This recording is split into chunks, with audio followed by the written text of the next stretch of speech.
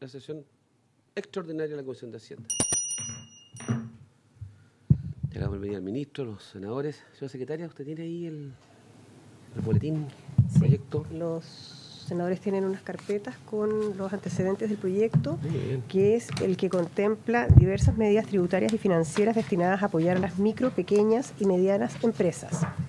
Este proyecto tiene trámite de Hacienda en su caso, lo que significa que debe pronunciarse respecto de las normas de su competencia, ¿Ya? que son todas las disposiciones del proyecto. O sea, qué directivo. Haciendo en su caso son todas las disposiciones. Debería haber venido por derecho propio. Significa, claro, O efectivamente. sea, fue economía por eso antes, me imagino. Claro. Y economía lo despachó y lo aprobó en general y en particular, pero a la Comisión de Hacienda le corresponde solamente pronunciarse en particular respecto del proyecto. Ya. Muy irritante todo esto. Ya. Bueno, ministro, si nos puede hacer un repaso más o menos para entender de qué se trata el proyecto. Entiendo que lo vemos en su caso, pero casi todas las disposiciones. El agüita deja ya acá y me traía igual el té verde. Me fue el chancho hoy día, he comido todo. Gracias, presidente, por hacerle espacio a este proyecto que es bien importante, la verdad, bastante más simple que el tributario. Mientras se carga la presentación, déjeme hacerle una mirada general de lo que se trata. Esto responde... es un proyecto que responde, presidente, al plan de apoyo a la reactivación, plan de emergencia, y que dice relación con medidas que aportan a la liquidez de la pyme. Esencialmente es el objetivo. Había cuenta de la baja importante que las pymes tuvieron en sus ventas durante los meses de octubre, noviembre, principalmente. Y que, como bien sabemos, la particularidad de la pyme comparada a una empresa más grande, no solo su tamaño, sino que básicamente su capital de trabajo viene de las ventas, y cuando no venden, en consecuencia, no hay capital de trabajo disponible y pasan por un problema de liquidez relevante. Entonces, el proyecto tiene esencialmente 4 medidas, presidente. La primera de las cuales es la postergación del pago del IVA de los meses de octubre, noviembre y diciembre. Se le da a las pymes que así lo soliciten la posibilidad de no pagar ese IVA de esos meses y, en cambio, suscribir con la tesorería un convenio de pago en 12 cuotas durante el del año en curso, 2020, 12 cuotas a tasa de interés real 0. El criterio de otorgamiento de este beneficio se hace en función de la caída en las ventas que estas pymes experimentaron durante los meses de octubre y noviembre del 2019, atendiendo al siguiente principio: caídas mayores de venta importan un porcentaje de diferimiento del pago de IVA mayor y viceversa. Esa es una de las primeras medidas, es lo que está en la pantalla. Los guarismos precisos son los que están ahí. Empresas o pymes cuyas ventas hayan caído entre un 10 y un 30% pueden postergar hasta el 20% del IVA, sujeto a este cronograma de pago que ya me referí. Y aquellas empresas que tienen una caída superior al 70% pueden hacer una postergación del 75% de su pago de IVA. Hay una última categoría de empresas, que es lo que se registra como emisores de boleta, no tienen factura electrónica, y por lo tanto corresponde a empresas más pequeñas, más informales, entre comillas, a las cuales se propone otorgar un beneficio del 50% de diferimiento. La definición de pyme es la que utiliza impuestos internos para estos efectos, que son aquellas con ventas hasta 100.000 UFs al año. Originalmente este proyecto venía por una razón de información. Este es un proyecto que ingresamos hace prácticamente un mes. Habíamos hecho todos estos beneficios teniendo a la vista la caída en ventas de octubre, y en la Cámara se nos solicitó, presidente, que pudiéramos agregar al mes de noviembre. Había cuenta que tenemos esa información, lo agregamos, y en consecuencia los beneficios en la caída combinada de venta en esos 2 meses. En esa misma línea hay un segundo beneficio de liquidez para este tipo de empresas que dice relación con los pagos provisionales mensuales que ellas realizan y que típicamente conllevan una devolución de impuestos para aquellos emprendedores, ¿no es cierto?, que tienen una tasa personal menor. Durante el mes de abril, la idea acá que igual es adelantar este beneficio, no esperar hasta abril y poder entregarlo nuevamente en función de la caída en las ventas que ellas hayan experimentado, las proporciones que allí se indican. Nuevamente es una medida que es liquidez a la vena para las pymes, les importa un ingreso hoy día en lugar de recibirlo en abril. Quiero destacar que el universo de empresas beneficiarias, por cada una de estas medidas es de aproximadamente 550.000 empresas. Y esas son dos medidas, presidente, principales asociadas a liquidez. Hay una tercera medida que va en la misma dirección, pero que baja esto al ámbito municipal, dice relación con el pago de patentes municipales. ¿Y cuál es lo que se hace en este proyecto de ley? Es entregar al alcalde, que así lo solicite, previa aprobación de su consejo municipal, darle la atribución transitoria de que ellos puedan diferir o postergar el pago de las patentes municipales que se hace en enero, y si así lo desean también acordar con el emprendedor pyme que este diferimiento al momento de pagar puede hacerse también en cuotas como lo planteamos anteriormente. Adelante. Perdón. Sí. Sí, ese número, perdón. No, olvida, ella hace la pregunta ridícula, la repito. Ya. Claro, esa fue una confesión muy rara, presidente. Una confesión. Sáquela de acta, por favor. No, pero no estaba el micrófono encendido, afortunadamente. Bueno, luego tenemos, presidente, un set de medidas. Estas son las medidas de liquidez que tienen que ver, tienen carácter tributario, si usted quiere. Importan medidas transitorias de liquidez. En consecuencia, es una liquidez que inyecta al fisco y que eventualmente se recupera en el tiempo, ajustada por la morosidad que puede haber entre medio, por supuesto. Luego están las medidas de acceso al financiamiento. Esto es bien simple. La verdad es que lo que se propone acá es una capitalización del FOGAPE, que como ustedes saben es un fondo de garantías. Es una capitalización de 100 millones de dólares, lo que le permite apalancar recursos. Esto va en línea con lo que ya se hizo con la capitalización de Banco Estado por 500 millones de dólares y de Fogaín en el pasado. Esto en cambio requiere ley, a diferencia de Fogaín, y se plantea acá como medida transitoria que hasta el 31 de diciembre de 2020 puedan acceder al FOGAPE las empresas cuyas ventas anuales no excedan de 350.000 UF, con un límite del 30% del saldo deudor de cada financiamiento hasta 50.000 UF. Eso es lo principal respecto al FOGAPE, presidente. ¿Qué fecha pediste? ¿El 15? Adelante, Pancho. ¿De enero? Tengo un seminario en la mañana. Y luego hay una tercera pata de este proyecto, presidente, que dice relación con la posibilidad de permitir donaciones desde empresas más grandes a empresas pymes, sujeto a una serie de restricciones con las cuales partimos, pero además luego una serie de indicaciones se han ido acotando y restringiendo para evitar cualquier mal uso. ¿Cuál es la idea acá? Bueno, empresas grandes que manifiestan su voluntad de donar enfrentan dos tipos de restricciones hoy día. La primera es que muchas de ellas están topadas en el límite del 5% que la ley contempla, por lo tanto una parte de la propuesta es ampliar ese límite al 10% de forma tal de que puedan tener la holgura de donar a las pymes si así lo manifiestan.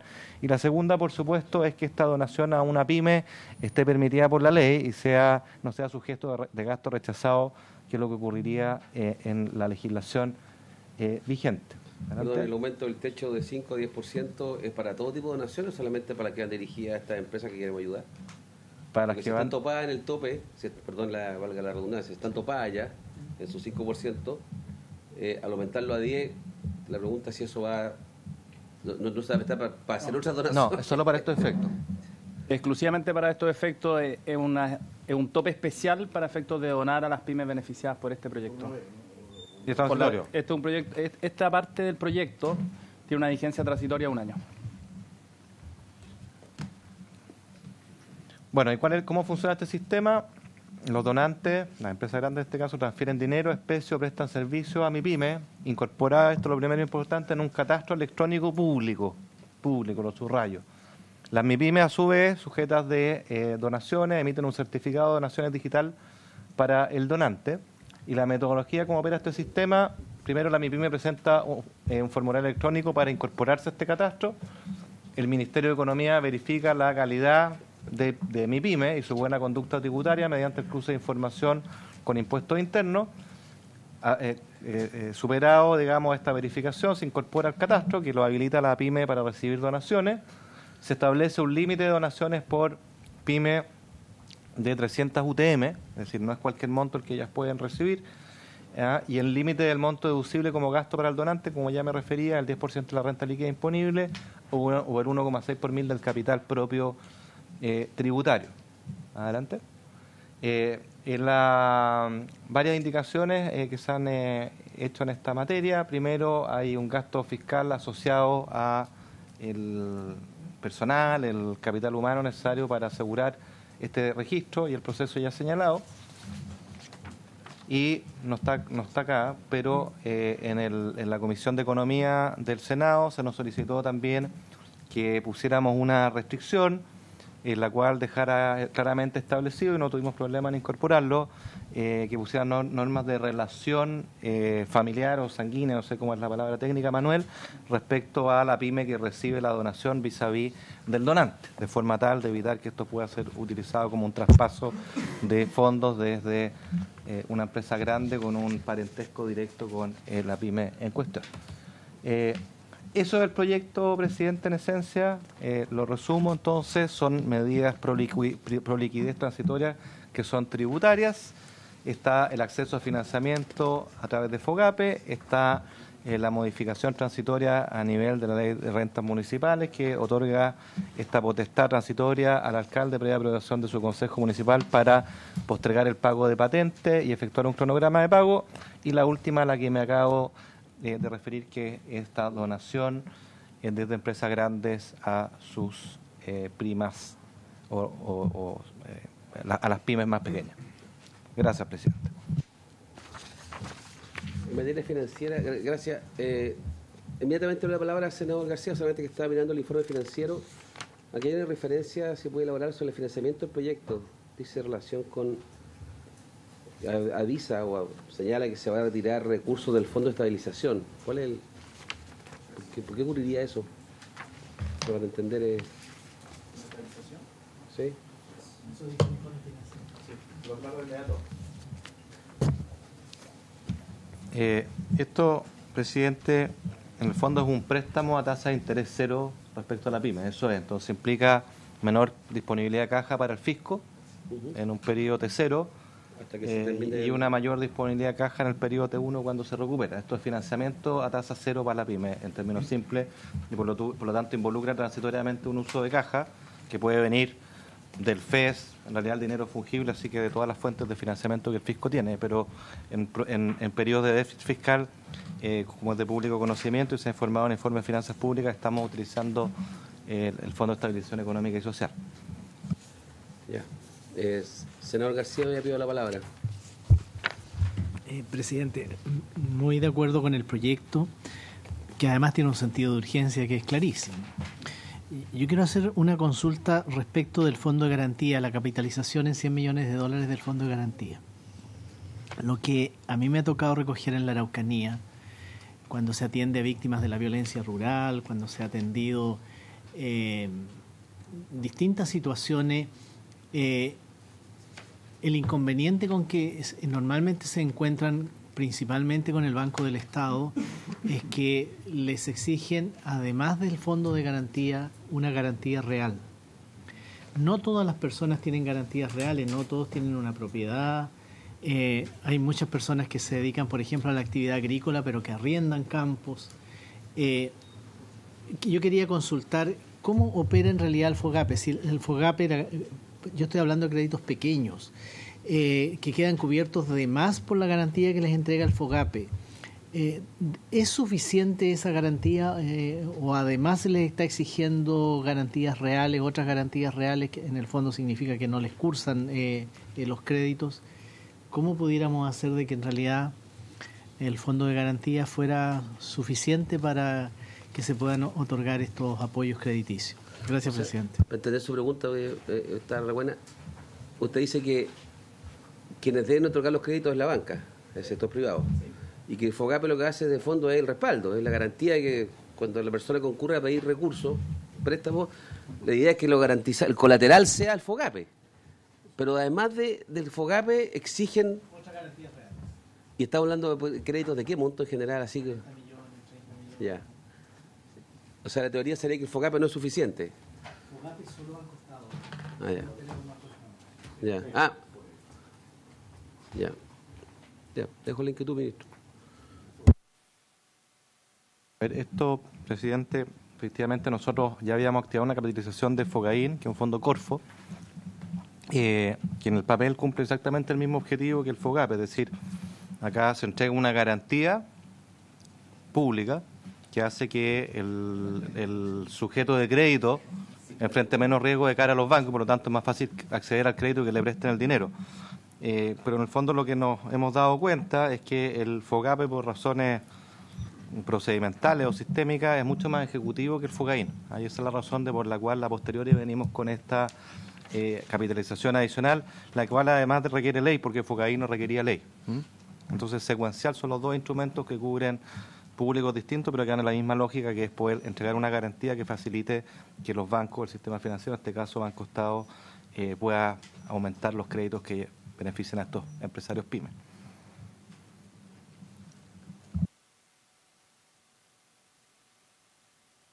Sí, perdón. Si es suficiente o no, bueno, la suficiencia es difícil de definir porque debería ser una garantía del 100% para que eso ocurriera. La verdad es que nunca son 100%, pero aunque sea parcial, 50% en este caso, incluso más, ya le da una ampliación del acceso al crédito que es sustancial respecto a no tener nada, y esa es la idea. Le baja la tasa, le permite acceder a los fondos que de otra manera no estarían disponibles, particularmente en un momento en que la pyme muestra números más desfavorables, lo que hace aún más difícil que pueda acceder al mercado financiero formal. Esa es la idea.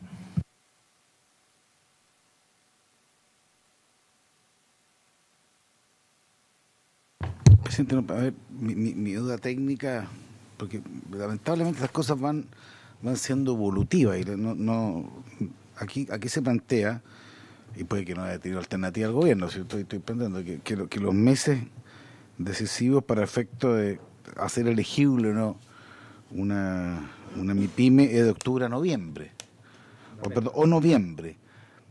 Yo creo que a esta altura, no sé, en mi región por lo menos el tema de diciembre fue complejo. Entonces, yo estaba mirando que esto partió con octubre nomás. Después fue modificándose a noviembre. No sé si a esta altura, ya que estamos en enero, digamos, no sé si se puede incorporar el tema de diciembre. O sea, por lo menos que, no sé si cambia el informe financiero, no sé si genera algún otro tipo de... Pero estas son normas... Mira, ¿qué es lo que me pasa a mí? Uno debería tener como política pública un sistema que sea casi automático a partir de que pasen determinadas circunstancias. Es lo que uno debería, tal como conceptualmente. Porque la complejidad de hacer las medidas cuando se produce un acto que particularmente es complejo, porque esto es como noticia en desarrollo, es distinto a un terremoto. Porque yo no entiendo, un terremoto tiene una fecha de verificación del acto. Esto es, no sé, yo no sé cómo definirlo, digamos, que es una cosa más, a lo menos sí sé que no ha terminado, que es un problema que hoy día está generando inconvenientes hasta el día de hoy, digamos. Entonces no sé si nos vamos a quedar cortos con el tema, si se va a hacer el esfuerzo, no sé si el limitarlo a octubre o noviembre no va a generar una necesidad posterior de mi pyme que diga, mire, mis problemas se verificaron en diciembre. Diciembre es un mes en que se facturan cosas distintas que puede haber sido octubre o noviembre. Entonces no quiero que después nos veamos sometidos como comisión a un requerimiento, decirle, porque ustedes lo limitaron a estos meses, circunstancias que estamos en enero, porque yo entiendo si hubiera podido despachar en diciembre, lo entiendo, pero no se pudo despachar por A, B o C. Entonces no sé si es posible incorporar ese mes adicional que hoy día yo creo que no es muy distinto de lo que puede haber pasado en octubre o noviembre. Que me hicieron ver este tema en realidad algo similar, pero en la Comisión de Economía o en la Cámara, no recuerdo, la Comisión de Economía se introdujo, se agregó el mes de noviembre, vía indicación. Ya, si usted se va a la página 5 del comparado, a propósito de la devolución anticipada del impuesto a la renta, en la letra B minúscula ¿ah? De la forma de determinar anticipo, la letra B, la que comienza en la página 5, dice las demás MIPYMES que en el mes de octubre o noviembre, y esto fue agregado por la indicación, ¿correcto? Y más abajo dice de su facturación declarada en los 12 meses anteriores a dicho mes. Ahí hay un...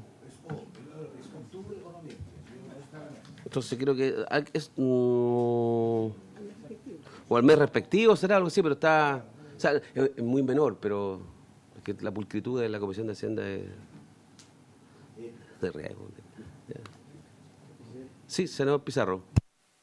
Sí, presidente, dos consultas más bien.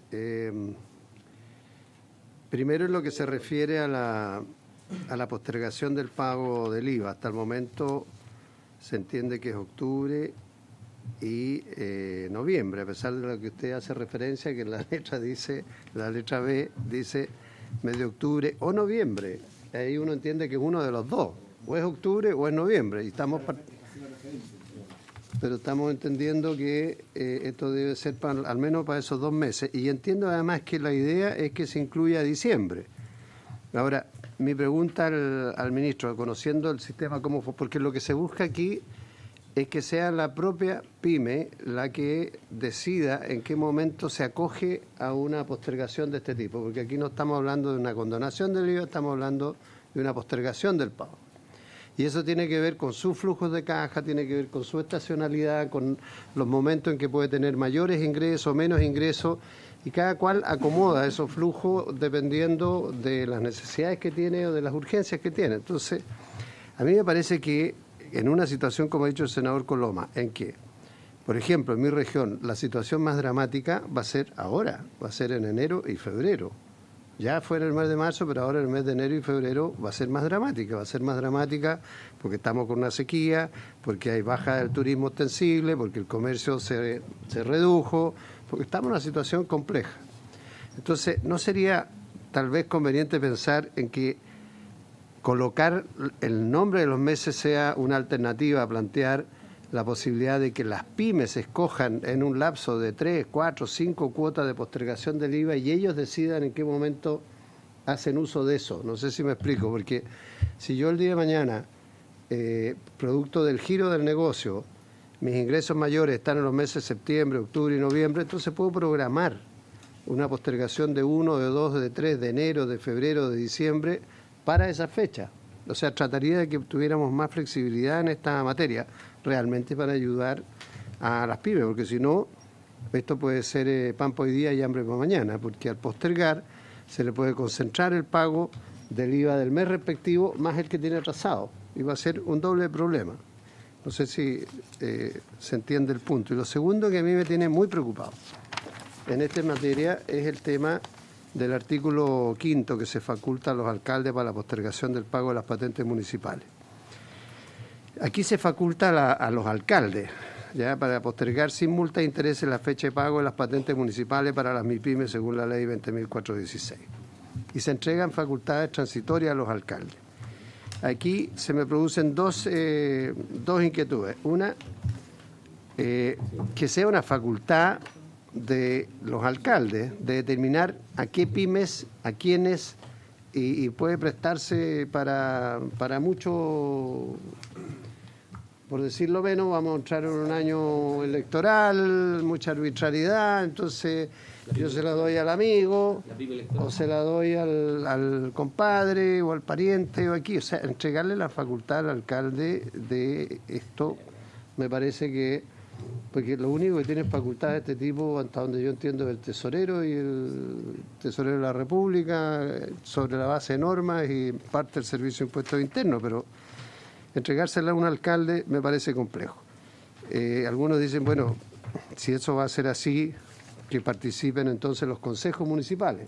Se puede prestar para peor también, porque ahí cada concejal va a llegar a un acuerdo, esto como en los gobiernos regionales, en que vamos aprobando cada proyectito chico de acuerdo y se pierde la visión de conjunto. Esa es una de las cosas que me preocupa, porque a todo esto, además, si no va acompañado de garantizarle a esos municipios de que los recursos que ellos dejen de ingresar, alguien se los va a resarcir, porque no viene en el proyecto que se diga, mire, todas las condonaciones que hagan los alcaldes, las patentes y todos que lo tienen considerado como ingreso, el Estado le va a colocar la plata, entonces no hay mayor problema.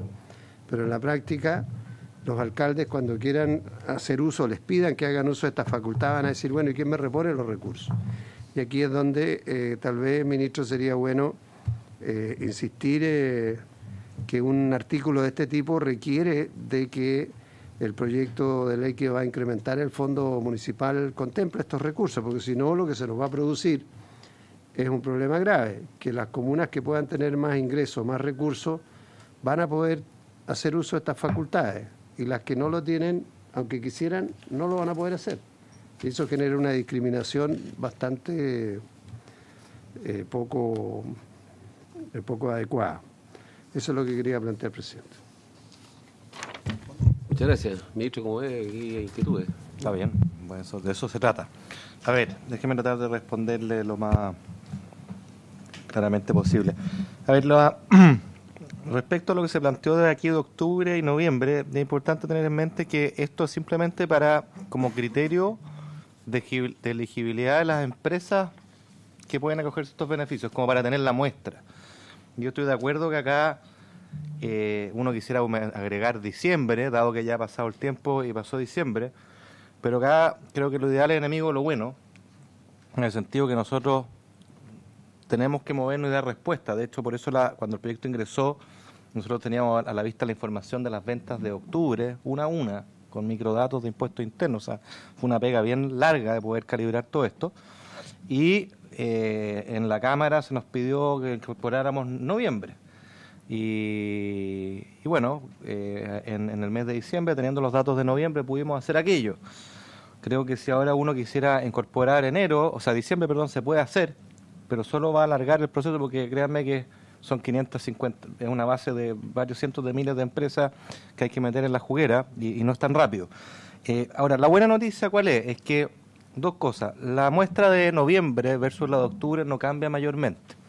Y en ese sentido, esos son los meses donde hubo caídas de ventas más sistemáticas.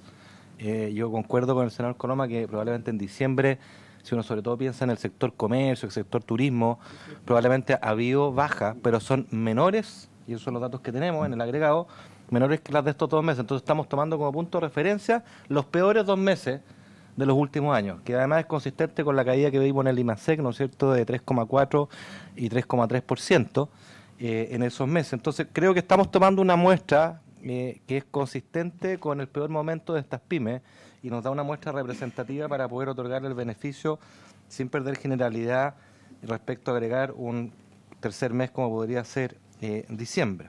Eso es lo primero. Entonces estamos bastante seguros que acá la muestra corresponde a el universo de empresas afectadas y en los peores órdenes de magnitud, que es precisamente lo que da pie a generar esta opción de liquidez. Ahora, estoy de acuerdo, senador Coloma, que como política pública a largo plazo uno quizás quisiera tener esto como un mecanismo automático y no tener que entrar a discutir esto con la suma urgencia o la discusión inmediata que hemos tenido, y que pese a todo uno se demora un mes porque son los tiempos del Congreso normales y exigidos. Pero creo que en aras de la necesidad urgente, porque créanme que en esto las pymes nos escriben, nos mandan mensajes por redes sociales, y cuándo, creo que acá es importante moverse rápido y lo ideal es enemigo lo bueno. Respecto a la inquietud del senador Pizarro, mire, esta es una idea que nosotros acogimos, que nos pareció relevante, que iba a la misma línea que las anteriores, que nos planteaban alcaldes, particularmente el alcalde de Concepción, el alcalde Ortiz. Había cuenta de los destrozos que había en el comercio, había muchos locatarios que no habían podido vender y que enfrentaban este drama de acercarse al pago de las patentes y no tener el cómo. Nos pareció que era una buena idea, la tomamos, la presentamos en el proyecto, y va en el mismo espíritu que las anteriores. Ahora yo entiendo su punto y por eso los resguardo acá son dos. Uno, no es simplemente a discreción del alcalde, tiene que ser aprobado por el Consejo. Y dos, esto es una facultad y no una obligación, porque efectivamente la facultad dice relación con la capacidad financiera que tenga ese municipio o no para poder financiar transitoriamente este pago de patentes o a poder aguantar transitoriamente estos menores ingresos asociados al no pago.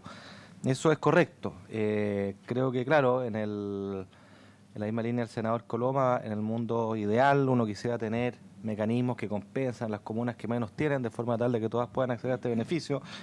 Pero insisto, creo que tenemos que, en aras de la celeridad y la premura, aceptar espacios de segundos mejores.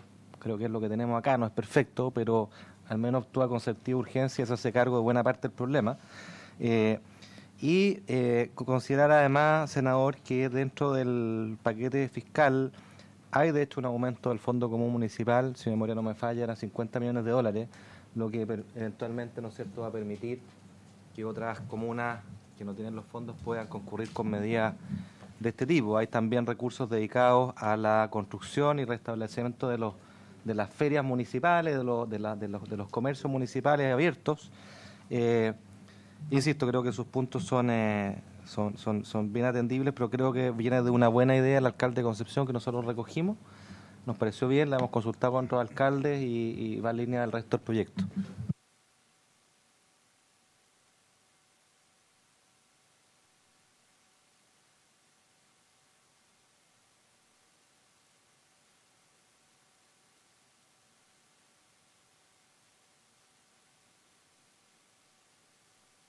Mandan luego una señal potente, combinada, por lo que estamos hablando. Si la idea es buscarle solución al tema. ¿No le parece a usted? Me parece... Senador Pizarro, me parece. ¿Alguien más tiene algún comentario? Carlos, ¿tenía ganas de decir algo, parece? Sí, senador Coloma, dale nomás. ¿Dónde viene, nada más que para entenderlo, viene el modelo que siguiendo la lógica del senador Pizarro, que se dijo que era con apoyo del Consejo Municipal, pero no me queda claro. Artículo 6º, facúltese el 47. Pero es el inciso anterior, el número 2, pero no respecto. En el inciso primero, que son la unidad 2 anterior. En conformidad al inciso anterior, ese. No, el inciso es todo este. ¿Y por qué ese? ¿El primer inciso? No, es que tiene 2 puntos. Por mayoría simple el consejo, ¿no? Se requiere... No, pero estos son los criterios, pero no es las decisiones del alcalde. Son criterios generales. Ay, ¿Cómo entonces? ¿Para qué tiene que ir el consejo entonces? Sí, son los criterios, lo que la atribución es conferida de conformidad al inciso anterior. Se otorgará en caso calificado de acuerdo, criterios generales y un informe establecido por el consejo. Vaya. Claro, el consejo tiene que establecer criterios y a partir de ahí la decisión toma el alcalde. La única forma que tienen los concejales para ser parte de la decisión es condicionar que no va a tener criterios generales aprobados que te lo va a pedir. No sé cómo hacerlo. Bueno, ya. Porque yo creo que el punto del senador Pizarro es súper bueno, digamos. Esta como desigualdad de los recursos que tengan. ¿Ya? Pero dada una desigualdad de recursos que los municipios tengan, uno quisiera, o uno pensaría, que si tiene la facultad un municipio con más recursos de poder ayudar al comercio, pudiera hacerlo, ¿no? Y hoy día no tiene esa facultad, entonces eso es lo único que corrige este proyecto. Y hay otros elementos, ¿no es cierto?, que vienen con el plan de reconstrucción, lo de las ferias que yo le decía, también un aporte de recursos a Cercotec, ¿no es cierto?, alojado en el Ministerio de Economía, con 50 millones de dólares para ir en apoyo precisamente de la reconstrucción, de comercio, del apoyo al turismo. Entonces yo creo que esto hay que verlo como una multiplicidad de medidas en la cual ninguna de ellas por sí sola es suficiente, pero que el conjunto es relevante, y eso es. Sí. ¿Sabe lo que yo sigo la lógica, pues según le toca ver los consejos municipales? Yo hay una cosa que no sé si podría resolver el tema, digamos, porque lo que hace el consejo, en el fondo, es acordar criterios generales y uniformes, ¿cierto? Y lo que hace el alcalde es calificar el caso. ¿Por qué la palabra calificado? Porque ahí es donde podría producirse el problema. Porque Mi pregunta iba a ser ahora, claro, cuando el alcalde toma la decisión, ¿tiene que ser fundada la decisión? Pero ¿por qué tiene que ser?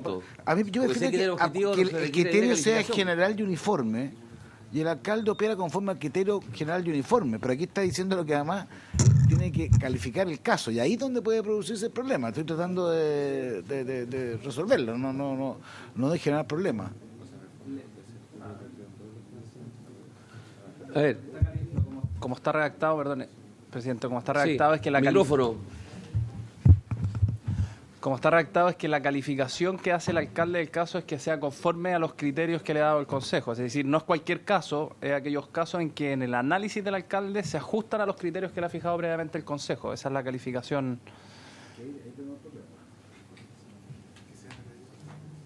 Pero, presidente, supongo que sí, lo que estábamos comentando Tiene acá, que haber- Manuel. hay un criterio objetivo, ¿no? O sea, fíjese, para el tema de la postergación del pago del IVA, hay un criterio cumulativo, hay requisitos cumulativos, entiendo. O sea, o mejor dicho, caía las ventas, pero no por sí solas, sino que en relación a qué. No, desde octubre a noviembre, pero en relación a los promedios anteriores. Claro, o sea, no es que cayó la venta, sí está bien, cayó la venta, pero no. Usted establece un criterio. Sí, que es un requisito, un criterio. Y ante esa situación se le va a tener que conceder el beneficio. La autoridad, Servicio de Impuestos Internos, no tiene nada que decir. Cayó la venta, aquí está el promedio, listo, se le da el beneficio. En el caso de las patentes, la percepción que yo entiendo que ahí va la preocupación nuestra, no de malas personas, es que queda como un espacio un poco laxo respecto a qué locales comerciales de la calle Condel van a poder contar con ese beneficio.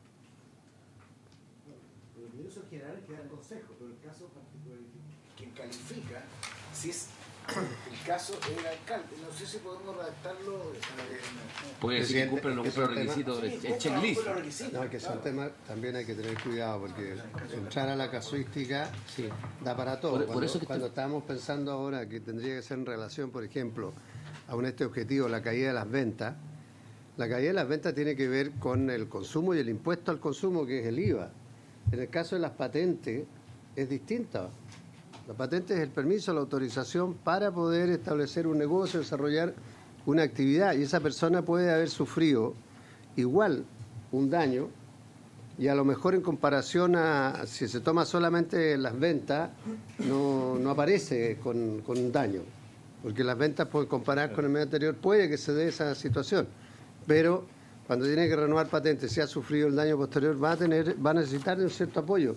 Me imagino que por eso se habla de que el que va a tener la facultad, en este caso el alcalde, tendrá que calificarlo, tendrá que ver el caso en específico, porque puede ser de distintas formas también la situación de emergencia que está viviendo esa persona.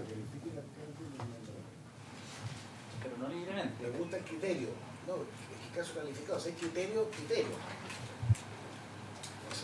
Ahora lo explica el Consejo Municipal. Pero, por ejemplo, El Consejo Municipal hay que dar los criterios que dar el uniforme.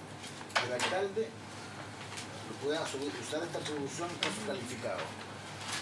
No sé, esta cosa no.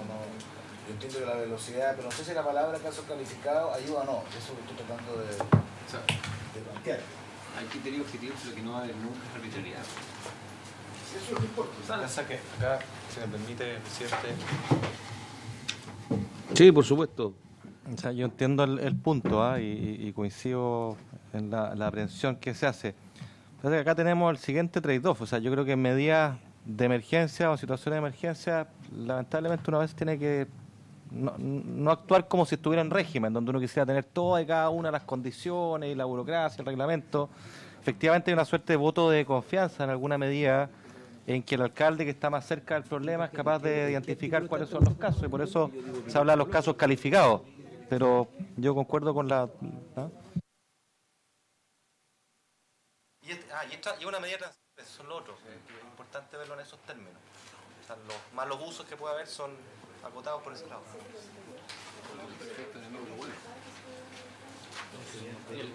Sí, senador García.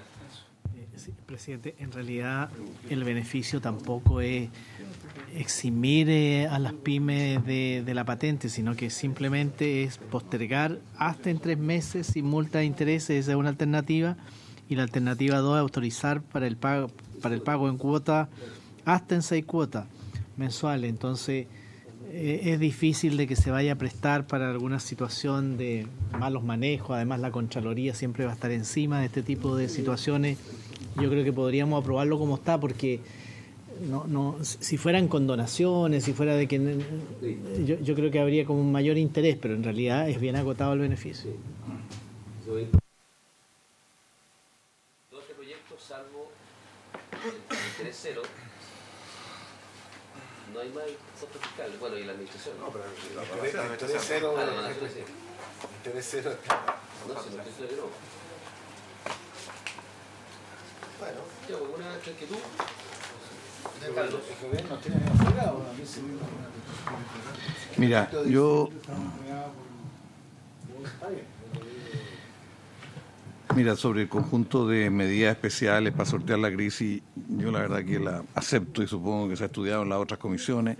A mí me tocó conversar bastante con pequeños empresarios y hay distintas realidades. O sea, piden una cosa u otra dependiendo del rubro, en fin. Pero yo lo aceptaría en general, aunque no me gusta nada esto, tener que verlo así a la carrera y leerlo a la carrera. A mí lo que me han pedido los trabajadores que están de estas empresas, sobre todo las medianas, es que se tenga una cierta norma que diga quien recibe beneficios de esta naturaleza tenga alguna contemplación con los trabajadores en el tratamiento, ya sea vía alguna forma de incorporarle en capacitación o alguna forma. Que ellos dicen, tienen beneficios por un lado, pero por otro lado los trabajadores no toman en cuenta ni siquiera para efectos de la manera en que salen, algún tipo de preocupación. Quiero dejarlo en claro porque me lo han pedido fundamentalmente de los dirigentes de la CUT, los dirigentes especialmente de los sindicatos de la Coordinadora Intersindical. Esto lo hemos visto con la ministra del Trabajo, lo hemos visto con el director del Trabajo. Hemos tenido reuniones específicamente para ver de qué manera... Y la vía mejor para esto era vía capacitación. Entonces yo no sé en qué momento por la vía capacitación se va como se ha hecho en otras ocasiones, se va a apuntalar el periodo de desempleo dadas las cosas que ocurrieron. Eso es lo primero. Pero a mí lo que más me preocupa es todo el tema del sistema de donaciones. Aquí se dijo que este era permanente o era transitorio. ¿En qué artículo está lo transitorio? Eso me interesaría saber. ¿En qué página? Porque yo la verdad que he buscado, porque la verdad que esta cuestión, generar un régimen permanente, por eso, pero de tantos artículos, de una definición como esta, digamos, sin tener el tiempo al menos para estudiarlo. ¿En qué artículo, señor? Yo lo busqué y me lo dijeron acá que era así, pero no lo podía encontrar. Y como el alcalde ya nos conocemos...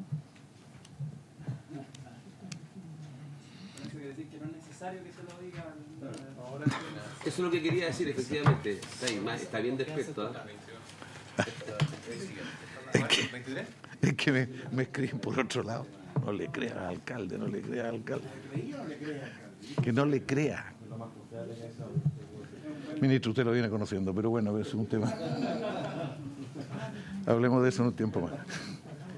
Pero que yo no lo encontré, lo busqué y también me lo dijo eso Julio Valladares acá, pero tampoco lo encontró él. Bueno, ¿en qué artículo? El artículo 22, la página 45.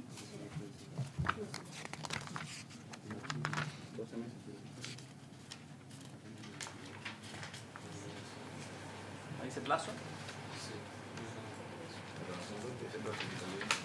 Aquí tengo una... No lo encuentro todavía, yo no sé si... Página 46. Plazo máximo de 12 meses. El senador Monte de Sol Valladares, que han sancionado durante dos sesiones sin hacer uso de la palabra. Se titula plazo el artículo 22, plazo. Que ha sancionado por 2 sesiones. Ya, yo tengo otro tema. Espérate, no, si yo no he terminado. No, sí, esa la tengo lista, la tengo lista. Oye, a mí me cuesta mucho votar este título en general con los 14 o 15 artículos que tiene. Me gustaría entender cómo hicieron el cálculo del costo fiscal de 2.4, 3.9, digamos, entre 2.4 y 3.9. ¿Cómo lo calcularon esto? Me gustaría saber, sobre la base de qué volumen de donaciones, cuál es el supuesto del volumen de donaciones y de qué manera le aplican el costo fiscal, el cálculo del costo fiscal. No lo logro ver.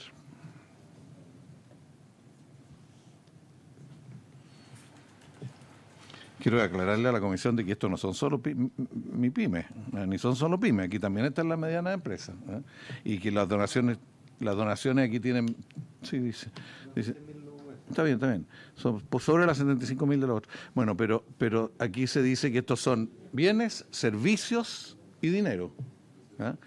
ahí entra una serie de dudas, cómo se imputan, cómo se calculan el valor de, y si son usados, aquí se menciona la importación especial para donar.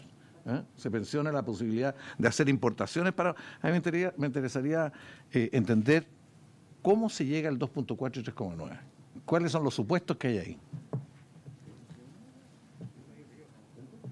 Quiero aclararle también a la comisión que estos no son solo empresas las que donan, son instituciones, cualquier entidad. O sea, cualquier entidad puede hacer esta donación. Sí.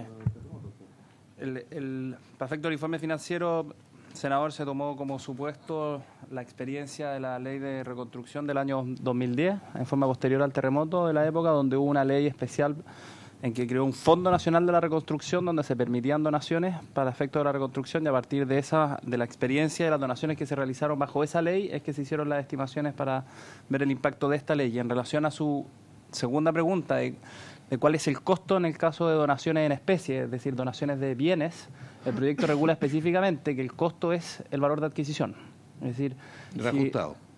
Reajustado por IPC, pero es el valor de adquisición, no es el valor de mercado, digamos. Y lo mismo respecto a las donaciones de servicio, es decir, si una empresa grande aporta con el servicio, por ejemplo, para limpiar un determinado local, el costo que le significa pagarle al trabajador realizar ese servicio de limpieza. No es valor de mercado en ninguna de las dos situaciones, sino es simplemente el costo de adquisición tratándose de bienes o el costo incurrido en la prestación de servicio.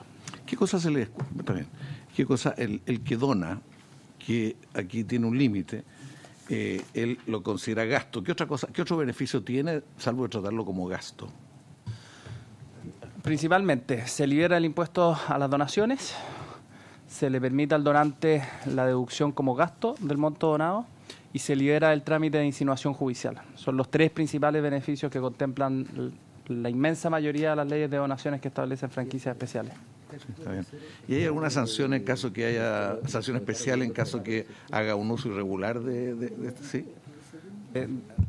Frente a una fiscalización y al tratamiento incorrecto de la donación, deberá tributar por el monto recibido el donatario y deberá tributar con el equivalente, me parece, al 150%, pero se lo puedo verificar, senador, pero hay una sanción en caso de que en fiscalización se determine que ha sido utilizado incorrectamente el monto de la donación.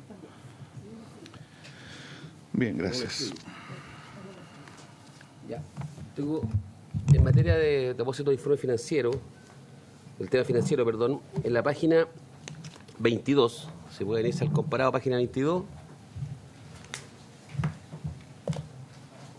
en la columna cuarta de texto final, al final, dice artículo 3º, es a propósito del FOGAPE, esta parte. Dice que la aplicación del artículo 2 de esta ley, la que se refiere al FOGAPE, se financiará con cargo a los activos financieros disponibles en moneda nacional o extranjera en el Tesoro Público. Bien. Si usted se va a la página ahora 46, dejando marcada la página 22, va a la misma columna cuarta, texto final, y va al último párrafo, que es artículo 5, ese es sobre el proyecto en su conjunto. Dice que el mayor gasto fiscal que irrogue la aplicación de esta ley durante el primer año presupuestario de vigencia se financiará con cargo a la partida presupuestaria del Ministerio de Economía, Fomento y Turismo. Pero eso es un artículo distinto, el catastro público de las donaciones a pymes. Ese artículo está sí, pero es que dice el mayor gasto fiscal que irrogue la aplicación de esta ley. No es de administración, no es de... No está especificado. O sea, me parece a mí, ahora puedo estar equivocado. Podría ser de esta partida o de este ítem. Bueno, sí, yo no disputo el tema a fondo, era para... ¿No queda eso en el segundo inciso que dice... Está tratando de cachar eso también, sí. No obstante lo anterior, el Ministerio de Hacienda con cargo a la partida presupuestaria del Tesoro Público podrá suplementar dicho presupuesto en la parte del gasto que no se pudiera financiar con esos recursos. Yo creo que ahí está el complementario con el artículo 3. Ni tanto, porque... Además, ¿por qué en los años siguientes los recursos consultarán en la ley de presupuesto de estos públicos? ¿Qué vigencia tiene esta ley que estamos aprobando? ¿No era un año? Hay distintos artículos. Hay temas que tienen una duración superior a un año, entonces deduzco. Hay distintas vigencias. Ya, ok, está bien, listo, pero respondiéndole a interpretación que podría estar así el senador Pizarro yo creo que no aplica porque es muy categórico el artículo 22 que está referido al FOGAPE y quiere que el FOGAPE vaya financiado contra los activos financieros disponibles de moneda nacional extranjera en el Tesoro Público. Va directamente al Tesoro Público FOGAPE. El otro financia el catastro que hace el Ministerio de Economía. Por eso Ya, pero, esta ley, ya, está bien. El mayor gasto del artículo anterior, que es donde está Sí. el proyecto. Correcto, bueno. Ya. No, yo no fui. Bueno, ojo lo tiene aquí la Secretaría y hace lo que puede. Bueno, ya, ¿estamos? Pero hay que modificarlo, entonces. Sí, pues. Que se vayan eso. Es un error de referencia, ¿no? Puede ser ajustado. La liquidación ya fue presentada por el Ejecutivo, de hecho, cuando ingresó el proyecto al Senado, a solicitud de los miembros de la Comisión de Hacienda de la Cámara. ¿Hay que ir a votar? Pero es evidente que el gasto Ya, que siga suspendido, sí, pero que. Súper importante, bueno. Si no se practica, le quedamos el tiro. ¿Van a decirle a alguien? Sí, no. Ya, pero que no voten. Yo tengo una interpretación distinta. Yo creo que el artículo 3 está referido, no es gasto, está bajo la línea, porque es la capitalización de un fondo del Estado. Y si se fijan, creo que no usa la palabra gasto. La aplicación por los segundos se financia. En cambio, El inciso tercero se refiere solo al artículo segundo, no dice nada más. Es que no debería ser contradictorio con el artículo quinto, porque esto, el tercero se refiere solamente al financiamiento del artículo segundo, que es de la capitalización. Pero el fin de esta ley, sin eliminar el segundo, se refiere a todo. Claro, o sea, no debe entenderse contradictorio. ¿Presidente? Sí, dele. No, que la interpretación del del senador García es correcta porque el informe financiero especifica que la capitalización del FOGAPE no implica un mayor gasto para efectos financieros y por lo tanto el único gasto fiscal que eroga de esta ley es el gasto asociado Bueno, al de hecho fue lo que planteé. Ya, sí. Bueno, quedémonos con esa interpretación entonces. ¿Se le parece? es consistente con el informe financiero. Ya. Sí, perfecto. Ya, le propongo poner en votación y le quiero decir que en este minuto voy a tener que suspender. ¿Ah? Sí, no, pero vaya a ir a tercer trámite con este proyecto. Eso te quiero decir, ¿están a querer algo? Igual, va, porque tiene que ir igual a la.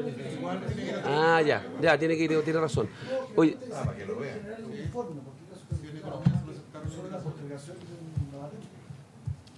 Porque economía tuvo indicación.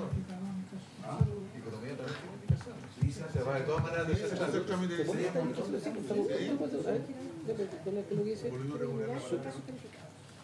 que sea la atribución de conferencia de anterior se otorgarán de acuerdo que tiene que haber un informe establecido del Consejo. ¿En qué caso calificado? Ya. Te presenté la indicación. Le propongo lo siguiente: hay dos alternativas. O lo despachamos exactamente en un minuto, que es difícil, o suspendemos unos 10 minutos porque hay que ir a votar una votación. Pues es lo que tengo ganas, pero nos están esperando a nosotros nomás en la sala. Por eso le digo que. Abrieron recién la votación. Acaba de avisar la senadora Cruz. Recién abrieron. Ok, perfecto. O vaya, se queden un minuto, se muera. ¿Usted tiene que ir a votar a favor también? ¿Cómo no? Parte de la nueva constitución. Por eso mismo. Ya. Rechazo, vamos. Vamos votando entonces este proyecto. Vamos. ¿Artículo por artículo? ¿Alguien tiene reparo? No está, si no está, porque si no tengo la culpa. Vamos. Ya, entonces. Si vamos a votar todo, habría que votar la indicación, entonces. Sí, por supuesto. Entonces podrían ponerse en votación los 6 artículos del proyecto, considerando para los efectos del artículo 6º una indicación presentada por el senador Coloma para suprimir la expresión en casos calificados, de tal manera que haría que las atribuciones conferidas de conformidad al inciso anterior se otorgarán de acuerdo a criterios generales y uniformes establecidos por el Consejo. Bueno. ¿Te parece? Ok. Se aprobaría así por unanimidad de los 4 senadores presentes. Perfecto. Todos los artículos. Vamos. Listo. Estamos listos entonces. Está despachado el proyecto. una bala.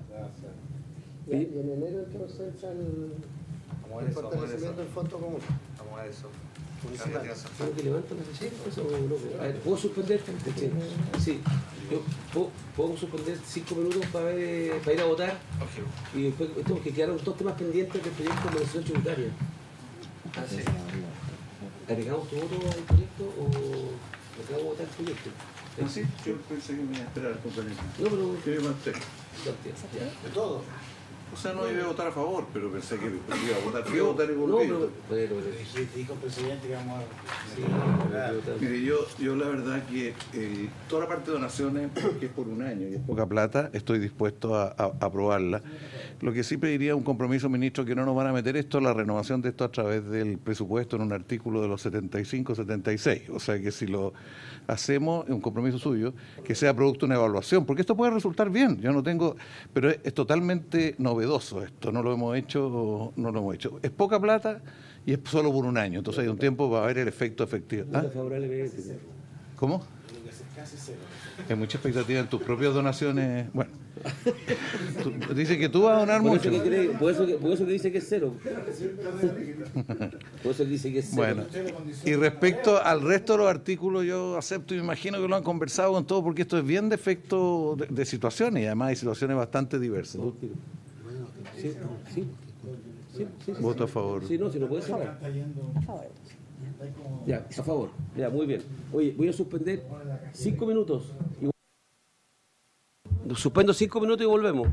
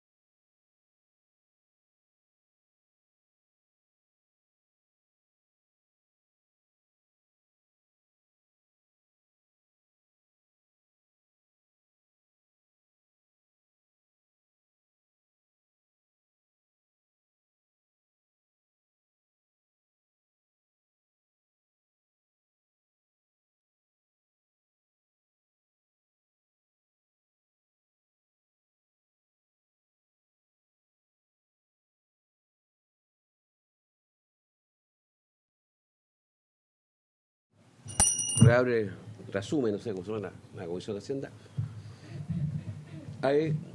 Ahora volvemos al proyecto de armonización tributaria. Ahí habían quedado, entiendo, 2 votaciones pendientes, si no me equivoco. No, si el artículo votamos, sí, era el de que pidió Jorge. 2. ¿Ya? Que eran un par de temas que se plantearon y para ver si el Ejecutivo tenía espacio para reflexionar, que dijo que sí tenía capacidad de reflexionar, pero etcétera, y ver cómo, si se puede avanzar algo más, si hay una modificación o no, y procedemos a votar. O sea, soy bien práctico en esto. ¿Ah? Entonces queremos escucharlo, ministro, en los 2 temas, de los cuales yo me recuerdo uno bastante bien, que era el tema de...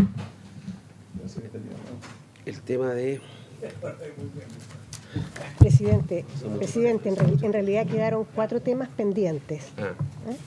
Cuando vimos las modificaciones, cuando vimos el artículo primero, se dejó pendiente un tema relacionado con la incorporación en el reglamento de cierta información que el ministro dijo que él podía hacerlo, pero quedó pendiente de votación el artículo 207, ¿ya?, que está en la página 117, y además quedó pendiente la separación de las letras A y B del número 49, que los senadores Coloma y García sugirieron que podía simplemente... que fuera claro que era mandatorio. Sí.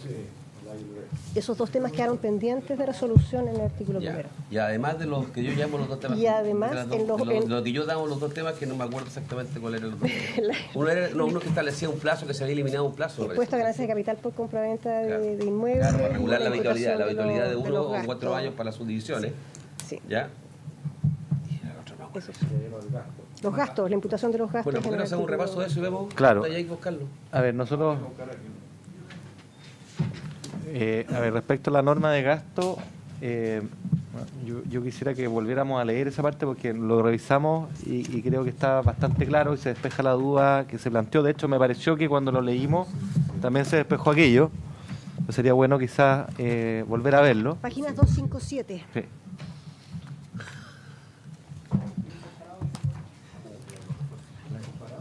Ahí viene. Sí, te hagas eso. Como bien, de relajada y como... No como nosotros que estamos todos destrozados. Pero adicional. La IVA 2020.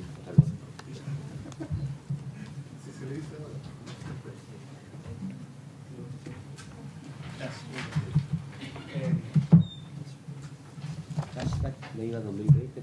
Tomo segundo. Página 257.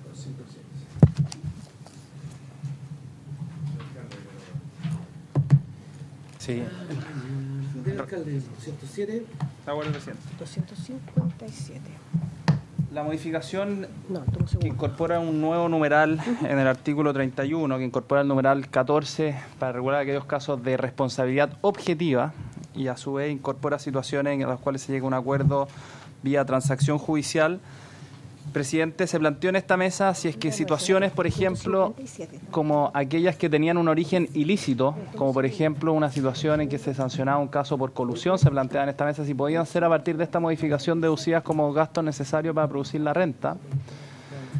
Y esa situación no es posible por 2 razones. La primera de ellas es porque, tal como indicábamos en la sesión anterior, al inicio del artículo 31, presidente, se establece que los gastos especialmente considerados deben cumplir con los requisitos generales del gasto conforme a su naturaleza y por lo tanto tiene que estar vinculado el desembolso al giro o al negocio de la empresa y por lo tanto un gasto que se aleja o que tiene un origen ilícito no es posible de ser deducido de la renta líquida imponible bajo la legislación actual ni bajo la modificación que establece el artículo 31, número 14 nuevo.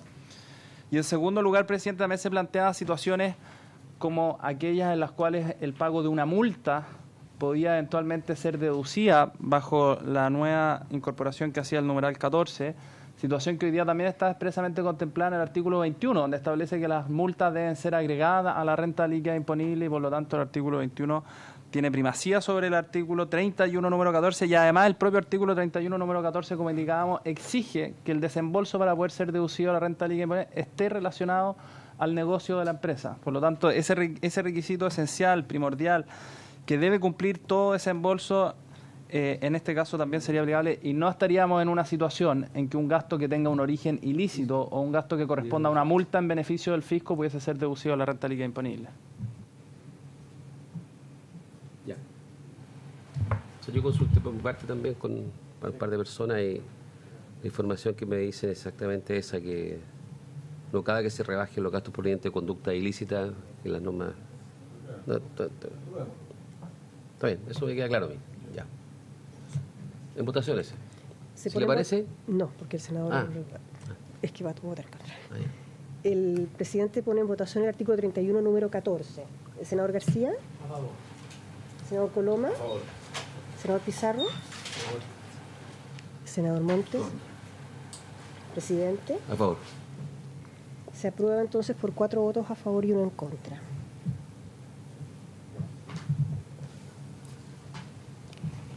¿Qué más viene ahora? Sí, ¿sigo, presidente? Sí, siga.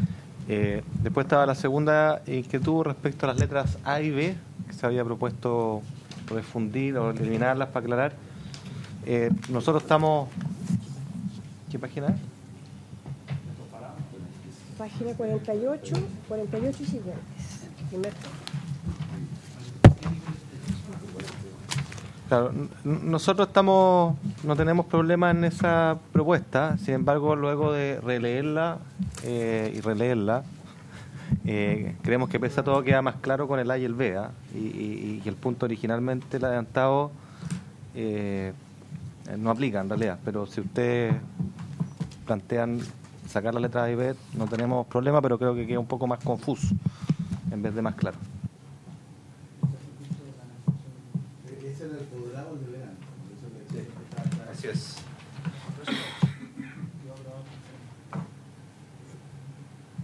El podrá requerir información, que lo que se hizo un impuesto, versus la obligación de los contribuyentes de darle información. Los contribuyentes deberán informarlos. A ver, de uno, senador García. Presidente, yo creo que además de sacar las letras, lo que originalmente está como letra A debiera partir con lo que está en este especie de subtítulo aquí que dice: conforme las reglas del número 1 anterior, el servicio podrá requerir información sobre operaciones, transacciones o reorganizaciones que se realicen o celebren con personas o entidades. Creo que esa debiera ser la redacción correcta, seguido ahí. Sí, seguido. Se borran los 2 puntos, la A y la O mayúscula. No, espérate. Y luego eliminar la letra B y decir: los contribuyentes, entidades domiciliadas, etcétera, residentes deberá informar la siguiente según sea aplicable. Está bien eso. Creo que esa debiera ser la redacción correcta. Sí, senador Montes. Yo estoy de acuerdo con la letra A, incorporar ese encabezado, eso como parte de la A, porque está referido a la A. Pero la B, yo tiendo a compartir con el ministro que mejor mantenerla como B, porque esto todo el tratamiento de los traces es una página y media, un conjunto de otras materias, y se puede prestar y bastante inciso. Y yo preferiría que al conjunto de estas materias quede claro que se podrá requerir. Que tiene una individualización en el proyecto. Entonces yo sugeriría, porque aquí se deberá informar lo siguiente, y vienen 2 puntos, y el 1, 2, 3... Bueno, y después viene una serie de otros incisos sobre otra materia. Entonces, no, es que entonces es válido para el resto también. Si tú lees el resto del artículo respecto al comportamiento de los TRAS, que es un aporte que surge del tratamiento acá. Entonces, mira, pero yo lo que estoy diciendo es que lo que dice el senador Coloma, el senador García, me parece bien aplicado a la letra A, ¿no es cierto? Y respecto a la letra B, la dejaría tal como está. ¿Lo voy a dejar a la B? Perdón, la A con este encabezado que tú dices, y la B, o como quieran ponerle, porque puede haber un subtítulo, pero podría haber un subtítulo, porque lo que pasa que si solo lo refiere al inciso donde está podrá informar, y a los 1, 2, 3, y se queda el resto de las materias que son tremendamente importantes respecto a las cuales el servicio debiera poder requerir información.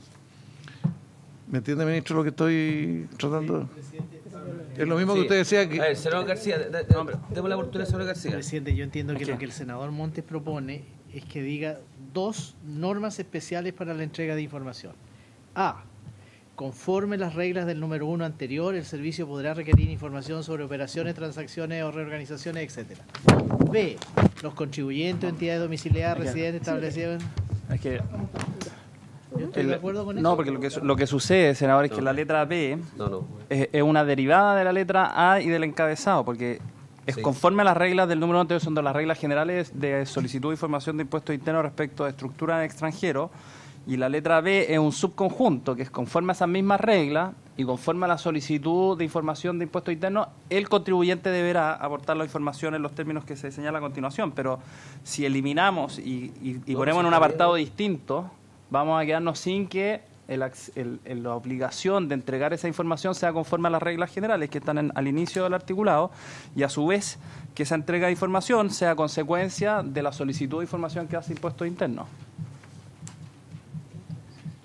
Le digo otro encabezado entonces, no sé. Pues. Sí, ¿cómo lo atravesaría? Oye, lo único que le digo, viene la columna en medio como lo había aprobado la Cámara.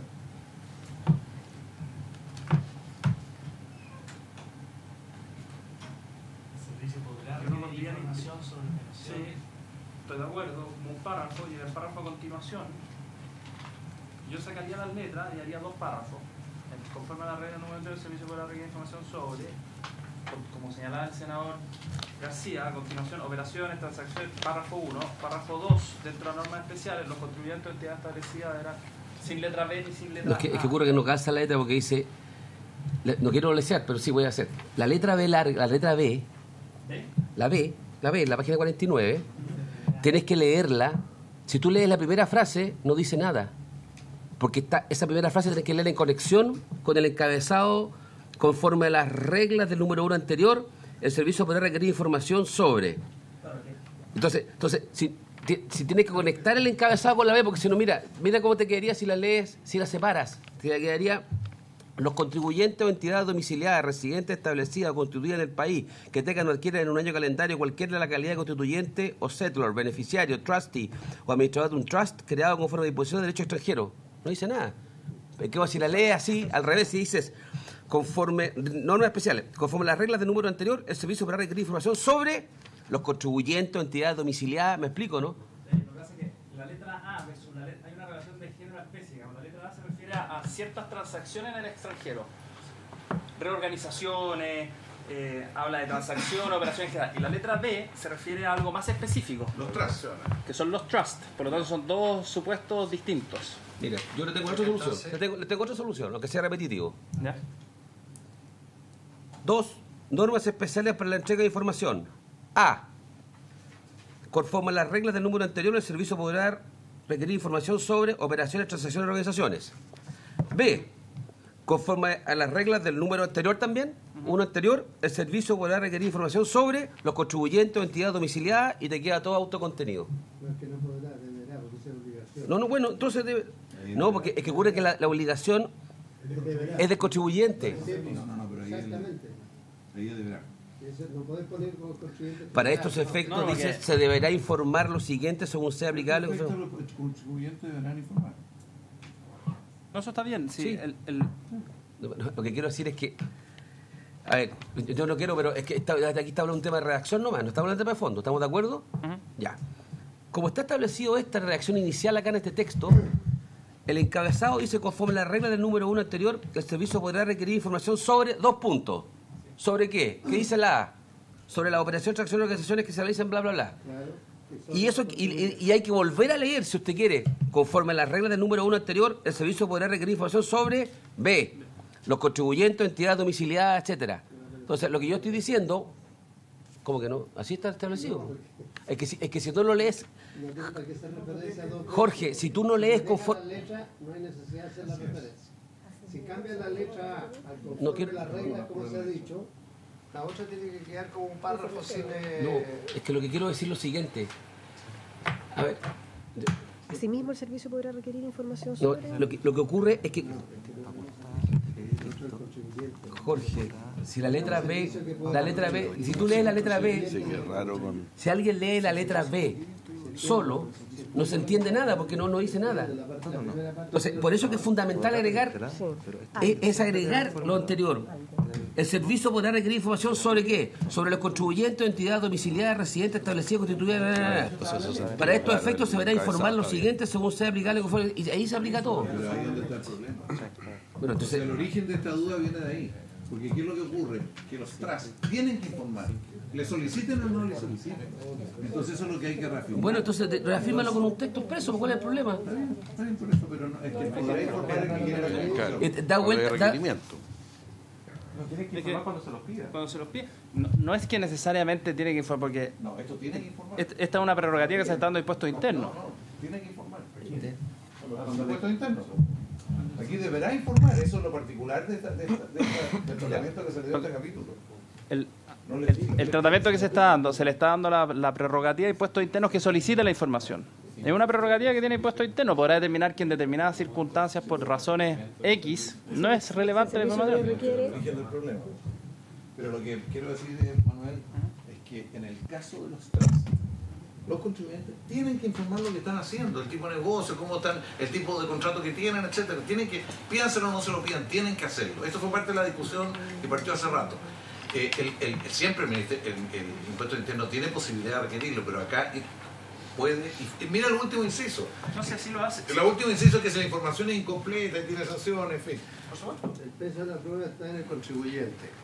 No, si así lo hace hoy día impuesto interno, lo que pasa es que pueden haber situaciones en que el trust, por ejemplo, no tenga ninguna vinculación con un contribuyente o con un hecho disponible en Chile. Y esa situación, obviamente, no es de interés de la autoridad tributaria que se informe, porque no hay un factor de conexión, digamos.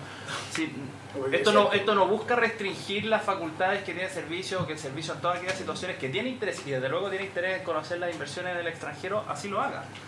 Pero es una prerrogativa que tiene la autoridad. El origen de esta indicación es que en el caso de los TRAS, lo que se busca es que se ponga a disposición de impuestos internos un conjunto de información. Pero información vinculada a Chile. Acá está especificada toda. Yo no voy a leerlo, pero está especificada acá. Entonces, que esta información del conjunto de operaciones y acciones que hacen ellos tenga que informar. O sea, cuando nosotros discutimos el tema de los paraísos fiscales, este fue un tema también muy importante, que es parte derivado de esto de eso. O sea, el que va por paraísos fiscales tiene que informar, pídanle o no le pidan la información, tiene que informar todo lo que va haciendo en el camino. Entonces, independiente de que se lo pida o no se lo pida impuestos internos. Y de eso se trata. No, porque para eso era la norma antiilusión. No, pero señores, si en esta materia...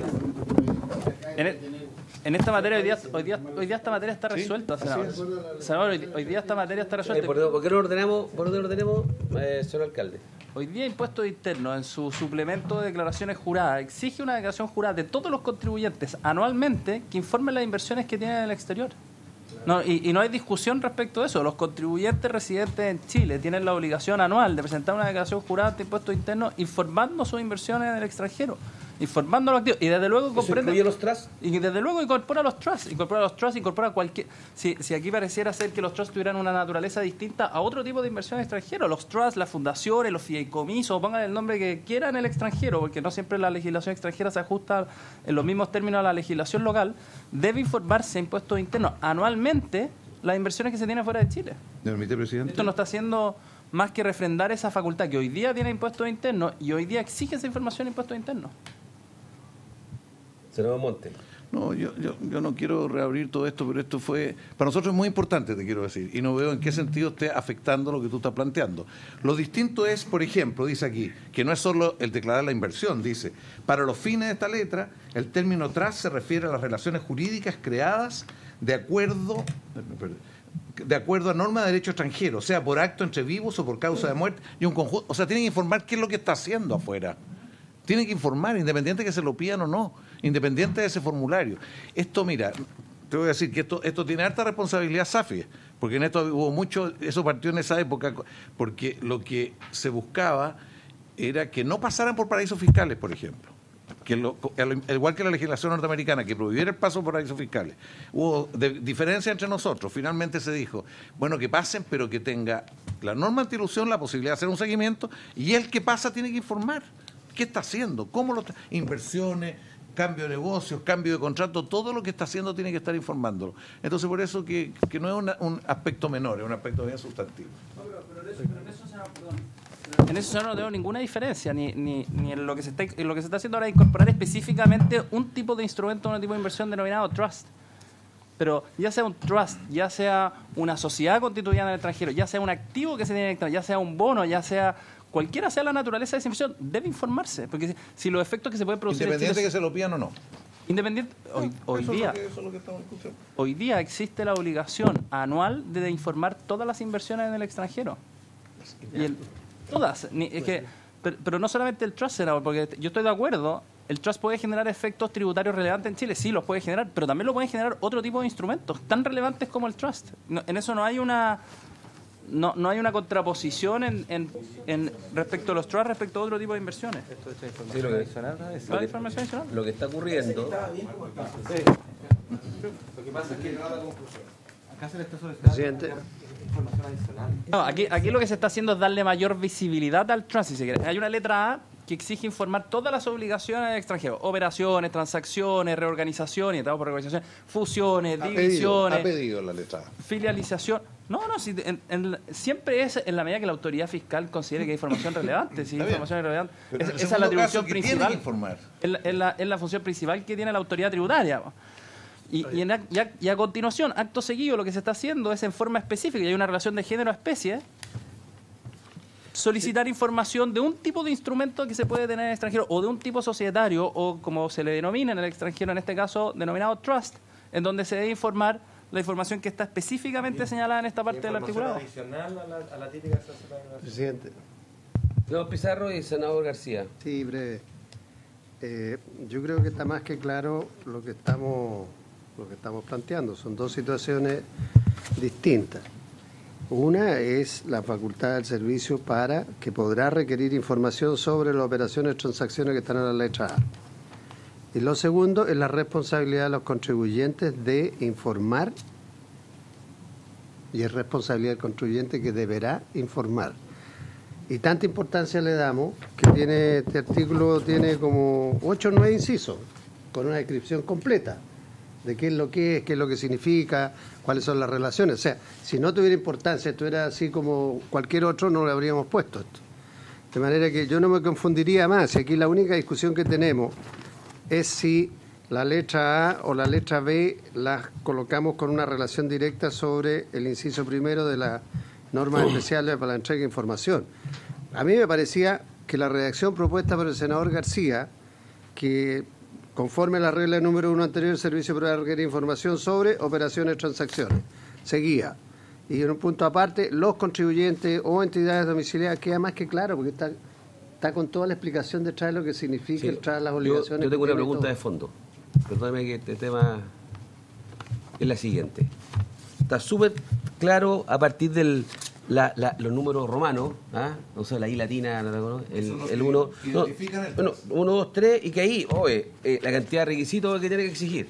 Pero la pregunta, ¿eso va a operar en la medida de qué cosa? ¿De acuerdo a cómo está redactada ahora? Solamente en la medida de qué cosa, que la autoridad lo pida. Sí, pues. Como está redactada ahora, no. Claro, es que eso es la preocupación que tiene este remonte, que solamente en la medida de que el servicio lo pida. No, hay una norma más general de la declaración jurada que... Si se la piden. Si se la piden, Jorge, pero por supuesto. Claro, pues.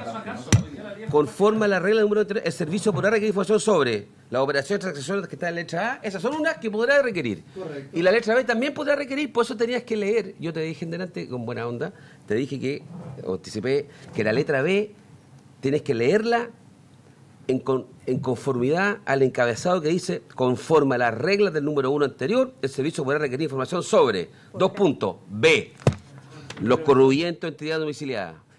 Entonces, en la medida, para que se gatille toda esta obligación que está acá, en el 1, en el 2, en el 3, en los 8 párrafos, para que se gatillen estas obligaciones súper exigentes, que son las que se hizo el esfuerzo de la indicación, hay una condición sine qua non, que es que el servicio lo pida. Y ahí tenemos, me parece... Por eso, ¿estamos de acuerdo? ¿Me estáis siguiendo? ¿Cómo? ¿Estás de acuerdo conmigo? Te estoy defendiendo.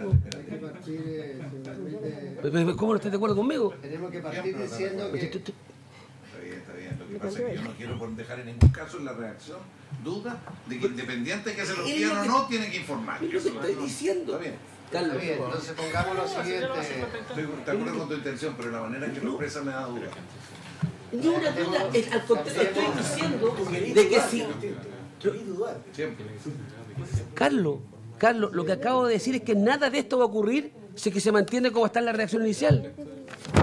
Presidente, nosotros lo que deberíamos colocar Pero si no lo piden, la obligación de informar más arriba, no en la última parte del segundo inciso. hay que arreglar esta redacción. Eso está claro, porque llevamos media hora discutiendo. Que los contribuyentes, entidades domiciliadas, residentes establecidos con suscriptores de país que tengan requieran haya calendario. Cualquiera, la calidad de CETEL o beneficiario trust, administrador de trust, deberán informar su procedimiento aplicable a la legislación extranjera. Al contrario, está bien trabajado. La letra B dice explícitamente que los contribuyentes deben aportar la información. En la letra. Pero por favor, Manuel, ¿deben aportar la información cuándo? Cuando hay puesto, pero es que, senador, si esto no es un cambio respecto de la solicitud de información que exige hoy Impuestos Internos. Pero el punto que está haciendo acá...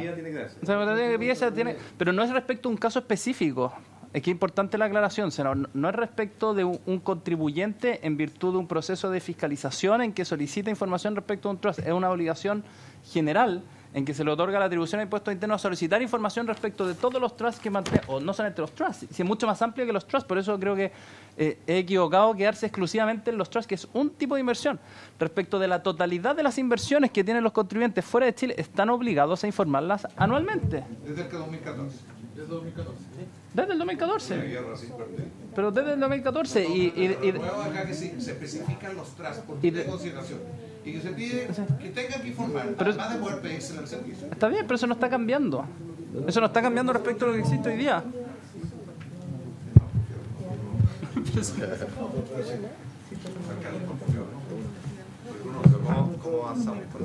Oye, entonces yo... Sí, senador García. Presidente, ¿sabe lo que pasa? Que nosotros no hemos leído las normas generales para la entrega de información, que son las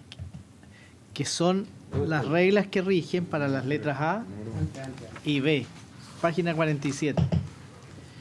Porque las normas generales para la entrega de información dice: el servicio, mediante resolución fundada, podrá requerir a los contribuyentes informes o declaraciones juradas sobre materias específicas. Para el debido cumplimiento de las obligaciones tributarias estarán obligados a entregar información sobre terceros y los montos o rentas distribuidos, los contribuyentes que distribuyan rentas o beneficios de cualquier naturaleza y en general aquellos que paguen renta o cantidades por cuenta de terceros. El servicio podrá liberar de estas obligaciones a determinadas personas o grupos de personas en razón de su escaso movimiento operacional o nivel de conocimiento, etc. Para la entrega de la información conforme con este inciso, el servicio deberá emitir resolución indicando, etc. Por lo tanto, presidente, yo creo que el texto está bien redactado como está. Porque está en armonía, está en armonía con las normas generales y está haciendo referencias. Por eso se establecen normas especiales para la entrega de información de los que están fuera. Toda la primera parte que pero dice que es conforme a las reglas del número 1, que es el que leí. Claro, pero eso es para los efectos de el funcionamiento interno de la empresa. No lo restringe las reglas generales, y el numeral 1 no restringe información exclusivamente de carácter doméstica. Es una atribución de carácter general que se le confiere a Impuestos Internos. Lo que pasa es que tú mismo leíste el primer inciso del número 1, dice: el servicio, mediante resolución fundada, podrá requerir... Acá no, en el caso de la redacción que nosotros entendemos, está la B, no requiere resolución fundada. Simplemente aquí hay un conjunto de incisos que especifican el tipo de información adicional que se entrega el trust porque tiene una particularidad. Entonces, eso es lo que no queremos perder, que tenga obligación de informar, pídasele o no se le pide. Entonces no tiene para qué hacer ninguna resolución fundada, está ya establecido en la letra B. No puede, sin resolución fundada. La B como está y dejemos la B como está, entonces no la toquemos. No perdamos la B. Creo que se nos ha hecho, prefiero eso. Sin resolución fundada no se le puede dar operatividad a la norma. Prefiero, alcalde no confundió el punto al punto que volvimos al cuadrado número 1. Si nos quisimos hacer cargo de tu duda, fíjate. No, sí que se no, estaba súper rica la cola que me estaba comiendo, que era la mía. Ya, ¿entendido, no? Bueno, creo que está claro que hay que tener un trust. No, entonces, mantenemos como está, no tocamos el texto. No tocamos el texto. ¿Estamos claros, Carlos? Ya. No tocamos el texto. acta en todo caso. Esta discusión, y ojalá la... En todo caso, obligatorio informar. Ya, ok. Bueno, nos queda el último punto. No, se terminó. No levante. No. Una sugerencia de la secretaria. No, artículo 29, el número 1 romano. ¿Hay alguna forma de redactar que tenga 6 veces la palabra trust? Es que para mí aquí me enferma esa cuestión. Entonces, basta reemplazar sus bienes o sus fines tributarios. O sea, yo facultaría a la secretaria. Es que yo encuentro que esto va a ser muy leído. Que repitamos 6 veces la palabra trust en un artículo. No vamos a tirar un récord, no, que yo no quiero. Redactémoslo. Por de pronto se puede decir y su patrimonio. Pónganse de acuerdo. Lo que pasa es que si van a la página 50, la definición de trust toma. No tiene ni un punto. Sí, no, sí, es agotadora. Es agotadora. 3, 4, 5, 6, 7, 8, 9. Tiene 9 líneas para definir el trust. Entonces, ya, pero no repitamos 6 veces. ¿Sí? No, es que... No sé, es que hay muchas cosas mal hechas, ese es el problema. Aprovechemos a arreglarla, no repitamos 6 veces. No, pues va a decir que... Sí, trusted también. Es una palabra que no sé, no existe en el léxico. ¿Y el settlor lo vio bien? No, tampoco. Esto va a ser un problema complejo en materia. Se la puede arreglar la secretaria con usted, señor alcalde, sería perfecto. Sí, no, pero es que en vez de decir del patrimonio del trust, se puede decir de su patrimonio, por ejemplo, si está mencionado antes. Sí. Me encantaba, entre paréntesis, trust, déjele. Obvio, pues si no va a quedar el reo. Si no va a quedar, ¿para qué viene? Entonces el viene, son bienes, entonces no. Son del trazo, no son del trazo. No. Entonces queda aprobado por unanimidad 5-0 con estas eliminaciones de la palabra trust. No, eso viene si no está obligada, ¿ya? No. Perfectamente bueno. Entre paréntesis, trust, no, fuera de broma. Ya, vamos al último punto, que queda un punto. Era, si no me equivoco, el último, ¿no? El tema de los plazos de 1 y 4 años. Sí, ese tema. No me acuerdo. Hay una página. Artículo 17, número 8, letra E. De la Ley de Impuesto a la Renta, donde establece el régimen de tributación en la enajenación de... 217. Que no tengo el... 217. O 207, no me entiendo la letra. ¿Tienen ya? El último del primero. No sabemos de Sí, 207. 207. 207. Que era para el plazo para la enajenación. Ya.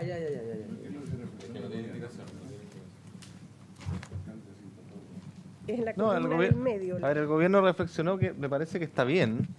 Ahora sí, que hubiera en la mesa, digamos, un acuerdo para que se repusiera el plazo, estamos llanos a ponerlo. Pero no queremos, digamos, siempre el principio que ha sido que los cambios, dado que había un acuerdo, es que sean por acuerdo. Entonces me gustaría honrar ese principio, porque si ustedes están animosos...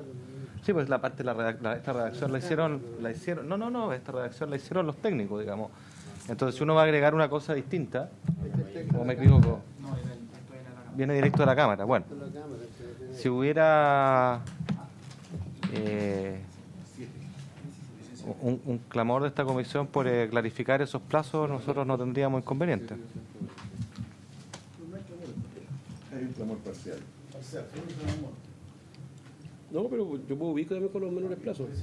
Yo puedo vivir con los menores plazos. Perfectamente. Dígame. Dejarlo como está. ¿Puedo buscarlo? No.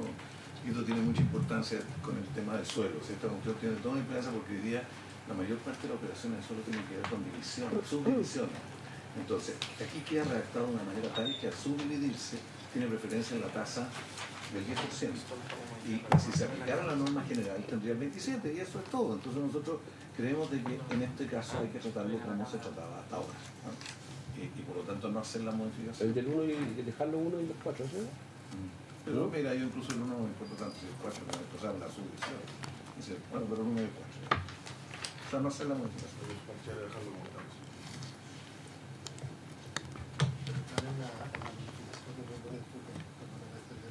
propone rechazar la letra B que incorporó la Cámara que aprobó la Cámara de Diputados. No, habría que hacer una indicación. Es que se cambió, perdón, eso se cambió la estructura del artículo 17, número 8. Uno, para reponer el plazo de 1 año y 4 años, habría que hacer una inserción en esta estructura del artículo 17.8, porque es una estructura distinta a la que tiene actualmente la ley, para que quede consistente con el resto del articulado. ¿Cómo habría que hacer eso? Habría que hacer una indicación para incorporar que para efecto de acogerse a la tasa reducida del 10% se requiere que haya transcurrido a lo menos un plazo de 1 año desde la adquisición a la fecha de la enajenación del bien raíz. Mediante indicación reponiendo el año y 4 años. Hagamos la indicación. Hagamos la indicación. Reponiendo reponiendo en relación a lo que tiene hoy día la norma. Hoy día la norma establece 1 año y 4 años. Eso. Mañana nos juntamos y la votamos. ¿O no por aprobado? En esos términos. Pero es que Isidro estaba hablando que habría que hacer la modificación para el No, le echa así. Uno romano la letra B. En el segundo, si va a estar los 8.000. El tercer inciso de la letra B. No, pues, ya renta así mismo aquella parte del valor que no sea independiente, no me viene. No, pero en la primera parte. Pero ahí no se establece el plazo. No, está en la actual al frente. En la columna al frente, ahí donde está, y habría que volver a. Ah, pero ahí se transcurre un plazo no inferior a 1 año. De 4 años, un poco más arriba. Ya, pues, ¿cómo seguimos? Sí, diga que sí. Nosotros presentamos una indicación para establecer plazo. Le borramos algunos puntos negros. No, al referéndum puede votar. Sí, yo estoy de acuerdo al referéndum, señor secretario. Porque necesita una quede como está ahora. Sí, que no cambia. Estos cambios que hizo la... El cambio que hizo la Cámara. O sea, seguiríamos tal cual. En el fondo eso. Es como que no nos hubiéramos metido a esto.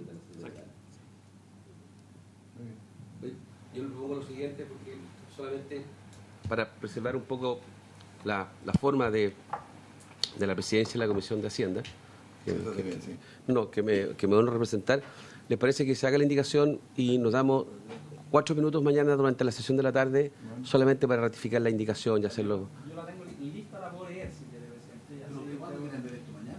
Al tiro, mañana. El artículo que falta para despachar el proyecto. Yo debería leer el texto que no van a querer leer los otros parlamentarios. O sea, yo creo que hay que ponerlo en primer lugar en martes, eso es lo que hay que pedir. Si ese era el acuerdo, nada más. Si 13 o 14 dijimos, claro, ese era el acuerdo. Pero No, perdón, cuando me refiero mañana, nadie puede pretender ver esto en la sala mañana. No, o sea, perdón, esto está fuera completamente. No, bueno, eso mire, uno puede tener deseo oculto, puede que tener alguna capacidad de realidad, porque son fantasías. Claro. Sí, pero, presidente, ¿por qué no deja que el señor alcalde lea? Dice que tiene la indicación hecha ahí. Sí, quiero pensarlo un poco más. A ver, todavía no entiendo cómo va a quedar redactado. Veámoslo mañana. No, pero que la lea para saber dónde está. Quiere la indicación redactada. Bueno, pero y si no la conoce, ¿qué va a pensar en abstracto? Por eso es mejor que lo diga, lo pensamos y mañana lo ratificamos. Ya, pues de aquí a mañana. Ya, pues léalo. No nos devuelve la reflexión. Léalo. Nosotros decimos si nos parece bien o no nos parece y mañana lo refrendamos nomás formalmente. No constituirá renta a sí mismo aquella parte. Ya, escuchémoslo. Dice, agrégase a continuación del literal 3, el texto que están viendo ustedes, un literal 4 nuevo, que pasa a ser pasando el literal 4 a ser el literal 5 y así sucesivamente el siguiente tenor. Este es el nuevo literal 4 que se está incorporando en el artículo 17, número 8, letra B. 4. Lo establecido en los literales 1 y 3, perdón, lo establecido en los literales 2 y 3 precedentes aplicará siempre que entre la fecha de adquisición y enajenación del bien raíz transcurra un plazo que exceda de 1 año. No obstante, dicho plazo será de 4 años en caso de una enajenación de un bien raíz, producto de una subdivisión de terrenos, urbanos o rurales, o derivado de la construcción de edificios por piso o departamento, incluyendo en este caso las bodegas y los estacionamientos, el que se contará desde la adquisición o la construcción según corresponda. Que incorpora el plazo del año o 4 años en relación a la tasa reducida de 10%. Impecable. Yo lo doy por aprobado. Pero sí, señora secretaria, aquí lo vamos a hacer con indicación y yo incluso voy a tratar de reunir a los senadores para que lo refrendemos como corresponde. ¿Ah? Pero mañana es la sesión de la sala, para no hacerlos venir, porque hay otras comisiones en la mañana. Pues, entonces, ¿Mañana no tenemos agenda? no. Una pregunta, presidente. ¿Podemos tener si quiere? Sí, porque de repente voy a... No, pero yo le aviso con tiempo. Dado este avance, este gesto, ¿cómo seguiría? Me perdí un poquito, ¿cómo seguiría la tramitación? Seguimos fácil. Está por aprobar indicación, desde el punto de vista referéndum. Mañana se refrenda formalmente, pero desde el punto de vista de fondo y contenido está despachado este proyecto de la Comisión de Hacienda. Esto hay que hacer los informes respectivos para que pueda dar cuenta en la sala. ¿Ya? Habría que hablar con los comités para ponerlo en votación. Martes o miércoles o martes y miércoles. ¿Ya? Y eso, proceder a despacharlo, porque nosotros sí estamos cumpliendo la parte del compromiso que asumimos la semana pasada con usted de despachar la Comisión de Hacienda esta semana y que ojalá se pudiera votar o martes o miércoles que viene en sala. La semana que viene entiendo que son 2 sesiones solamente de sala, o vamos a tenerlo el lunes. El lunes también, ya. Entonces creo que hay posibilidades de hacerlo el martes o miércoles. No, que el lunes no sé si va a tener espacio a ustedes. Puede ser muy loco, pero martes de todas maneras.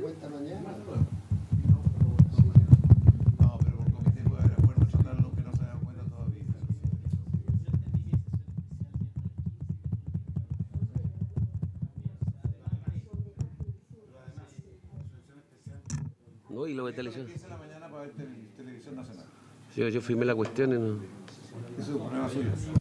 Presidente, también hay que mandar esto a la Suprema porque tiene unas normas que son orgánicas por la Suprema. ¿Antes que lo apruebe el Senado? Sí que las vamos a mandar mañana mismo al oficio y hay que acordar que la Secretaría puede hacer algunos ajustes formales. El lunes es sesión de sala. Sí, sesión de sala. ¿Podemos dar cuenta? Mire, el lunes es sesión de sala. El lunes damos cuenta de este proyecto en la sala el lunes y lo comenzamos a ver el día martes, en la propuesta. ¿Le parece? Sí, para el informe. Sí. Claro. ¿Le parece razonable? ¿Estamos? Gracias. Muy bien. Presidente, y hay que mandar un oficio a la Corte Suprema porque hay unas normas orgánicas de atribuciones de la Corte Suprema y además si se puede autorizar a la Secretaría para hacer ajustes formales que estamos revisando con el propio Ejecutivo y algunas comas por ahí y cosas de ese tipo.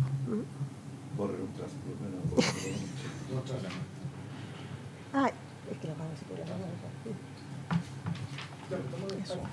¿Estamos? Estamos. Entonces, ya, muchas gracias. Estamos. Bueno, no, habiéndose cumplido el objeto de la sesión se levanta. Es que no es